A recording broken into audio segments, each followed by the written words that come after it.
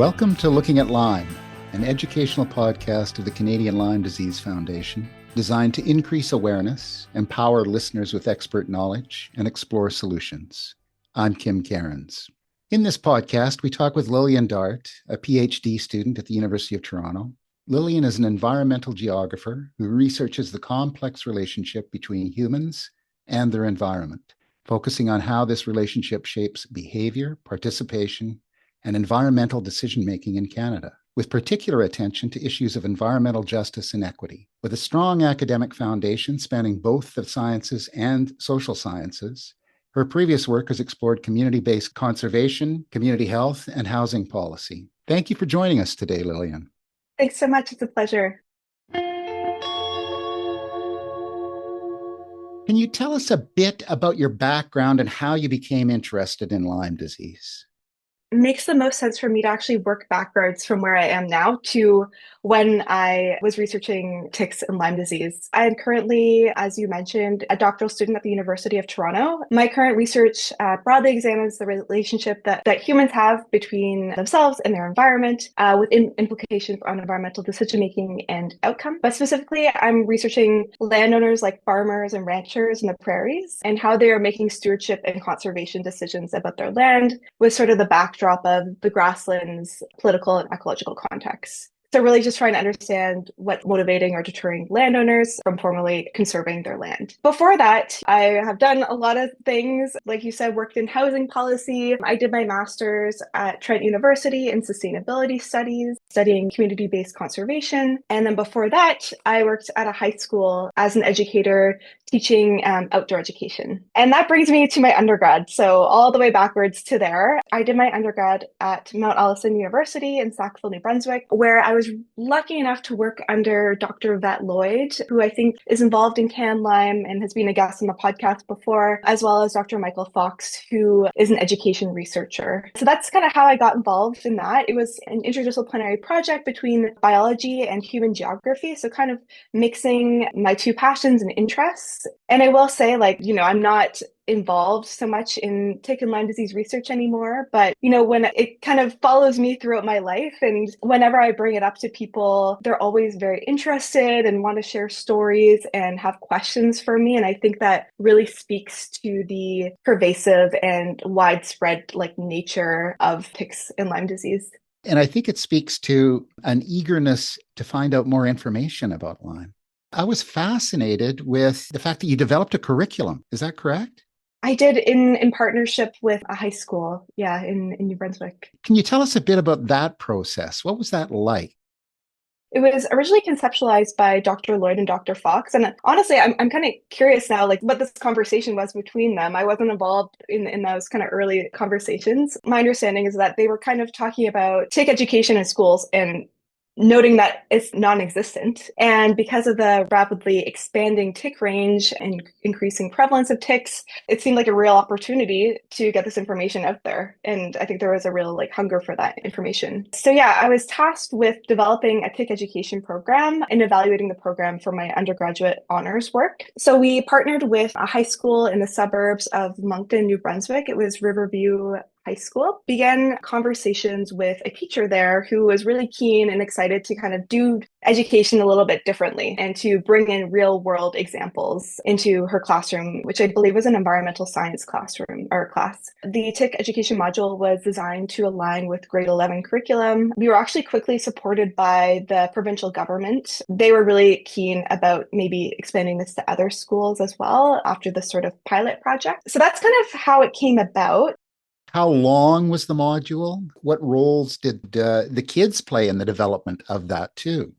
I was going into this classroom once or twice a week for a few weeks. So it was quite short. As I'll explain in a little bit, I did go back to the classroom at the end of the semester for their culminating assignment, which actually ended up being a part of this TIC education module. I want to mention, on this education piece, this wasn't a program where the students were sitting at their desks and I was reaming on with a dry lecture about ticks. That was not the goal of this program. And this was where we were really informed by research and previous research done on place-based experiential education. There's this whole body of research out there that talks about how sitting at your desk and listening to, the chalkboard, whiteboard, PowerPoint presentation really isn't the best way that we learn. Youth, especially today, are inundated with information. And if they're not excited about what they're learning and they're not really hands-on, that information might poof right out of their heads. And I think anyone who's listening to this podcast would probably agree that this is really important information. And we want people to remember this. We wanted to really find a way to make it stick for the students. We focus on engagement and hands-on learning. So really the two goals of this project were to just develop something for schools and make it something that's like meaningful and engaging and impactful. The module was kind of in 4 parts, but I think a few of the parts ended up being like over a couple of classes. So the first part was actually a short lecture, so I was just reaming on that, but we needed to get the students to sort of a baseline of understanding because some of the students didn't know what a tick was, had never heard of Lyme disease, didn't know that there were ticks in New Brunswick. So we got everyone on the same page. After that lecture, I brought in tick samples from our lab at Mount Allison and a microscope to allow the students to take a look because I think it's hard to conceptualize how teeny tiny ticks are. So this was a way for them to kind of see what it was, how tiny they were, and also under the microscope, they were identifying different species of tick using an identification key that is commonly used in like biology to do that. So that was really great. The second part of the module, the program, was a case study. And this was using a lot of like graph interpretation. And they were working in groups to really think deeply about data and these real life sort of trends. Taking that data and extrapolating and thinking about like, oh, why do we think it's like this? And doing some like desktop computer research about climate change and land fragmentation and biodiversity and all these different factors that might lead to, an increase in a tick population, or we were talking about different life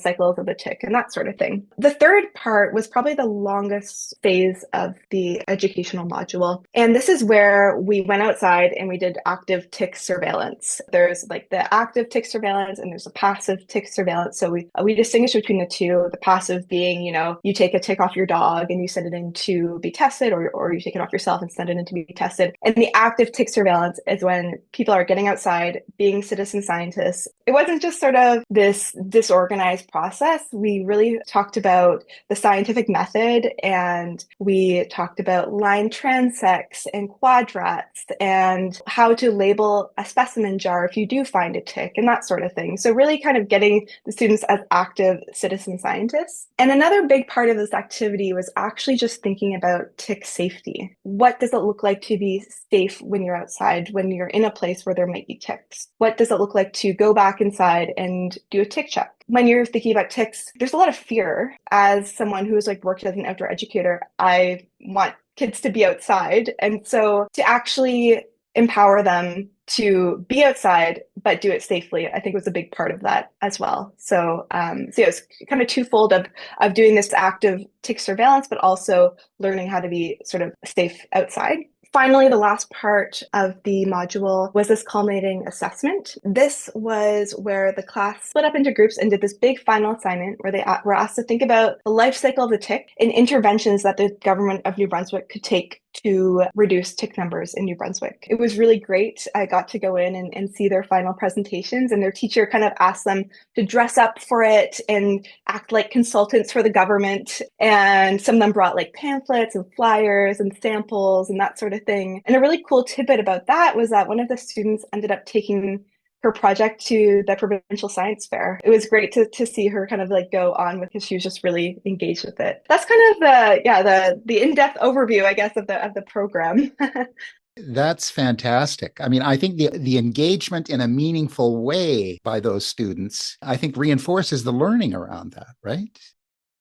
For the evaluation piece, I guess, we did like this pre-quiz and post-quiz to kind of understand, did they learn about ticks? Are they feeling more empowered? And we were also asking about their interest in science, because we kind of had a thought that maybe if you're outside actually doing science rather than learning about it in a PowerPoint presentation or a chalkboard, or we kind of thought that maybe they would be more interested. We were correct in that prediction. So following this module, the students were both feeling that they understood more about ticks and Lyme disease and other tick illnesses, but also that they were more interested in science and more likely to study science in university or post-secondary. By going through a process like you developed, that engagement of the students and interest in what science really is. I like your phrase of citizen scientists. That's a great way to look at it. How was the Tick Ed module? How was it received by the teachers? And what's taking place with it now?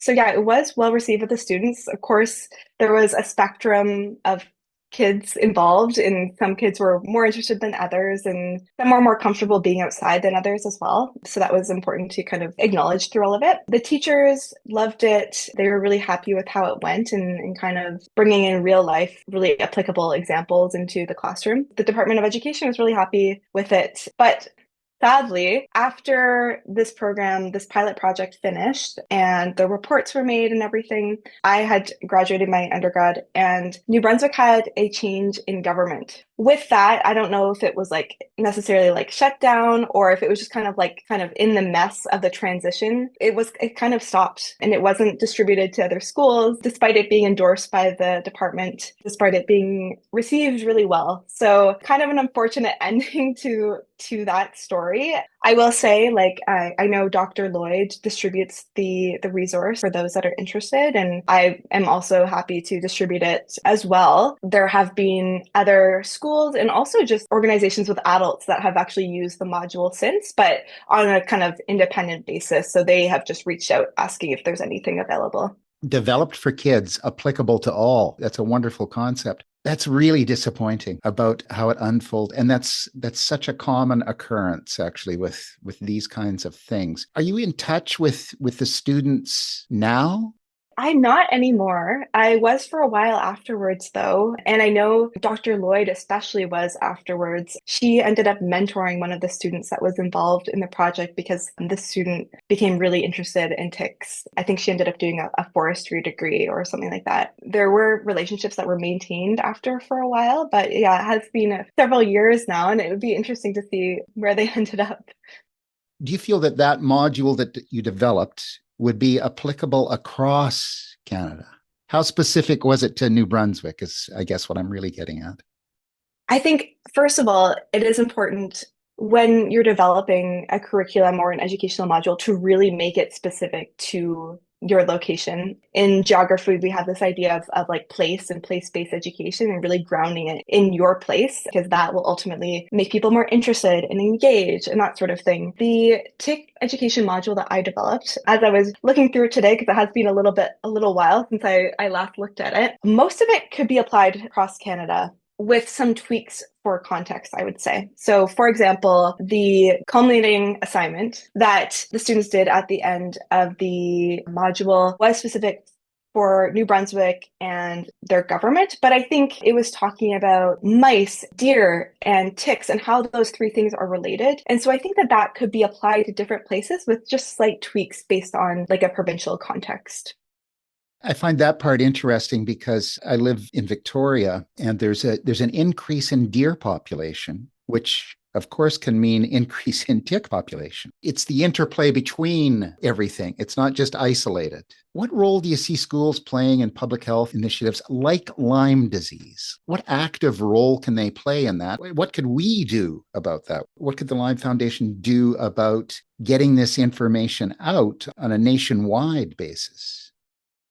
I think schools have a huge role to play in public health education. When you think about the things that you learned in school, like the health class covers smoking, drinking alcohol, sexually transmitted infections. They talk about car safety, the importance of eating a balanced diet, all those sorts of things. And I think that those things really land with students. But they don't cover the very real risk that a child or youth could face just like walking in their schoolyard, which is kind of shocking to say the least. I don't know how you would integrate it other than just doing it. I think that there has to be will of maybe it's political will, maybe it's the will of curriculum developers. I'm not sure. I mean, I hate to say like education for these people is important, but I think it partly is. But I think that also the will of actually doing it is important as well. I think there are studies out there that talk about how kids who have learned the like anti-smoking sort of curriculum in school go home and they talk to their parents about, oh, why are you smoking? That's bad for you. And so I could see like a similar sort of sentiment for ticks where it's like,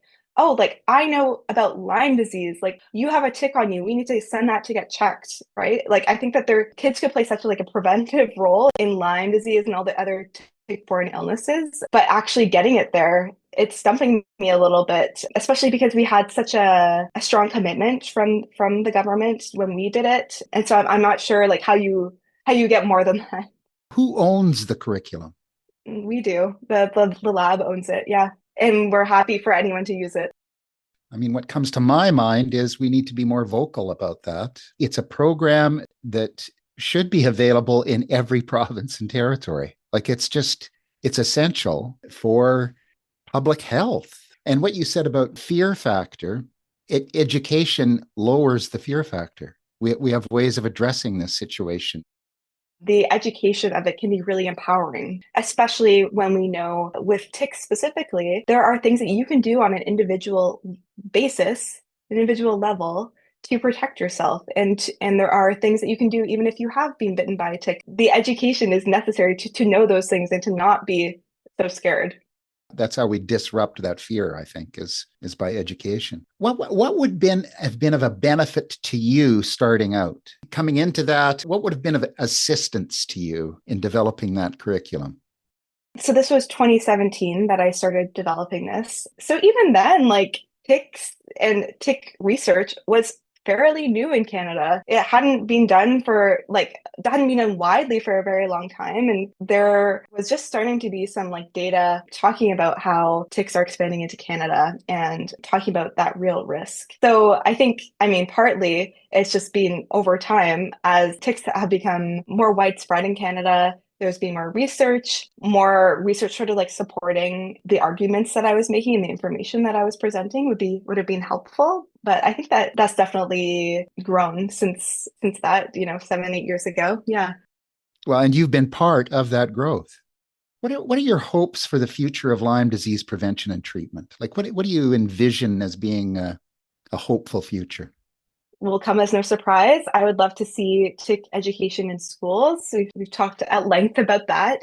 I come at this from like a more research lens. At the tick and Lyme disease conferences I've been to, there is incredible research being done and in the works when I was involved in that world. I'd love to see that continue, and I think it is. But I want to really emphasize the importance of researchers of actually disseminating that information to people, to real people, to keep it in the walls of academia, which often happens and often not to the fault of a researcher. There are paywalls that they didn't invent. There's a lot of work and labor to kind of put that out there. But there are a lot of people doing really important life-changing research. And I think it's important for researchers to have that perspective that there are real people living with tick-borne diseases like Lyme that could really benefit from accessing that information. So maybe this is my call for researchers to consider publishing in open access journals, or maybe also publishing summaries for real people, because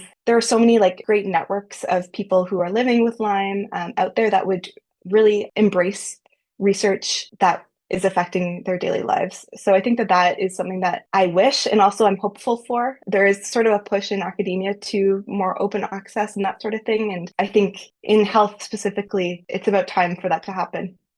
Is there anything else you'd like to add that I haven't brought up? There's so much great work out there for those folks that are doing it to continue doing it and to engage in education and educating others as well. Well, thank you so much for joining us today, Lilian. It's been great. And for everybody else, make sure to tune in next time as we engage with some more experts from Canada and around the world.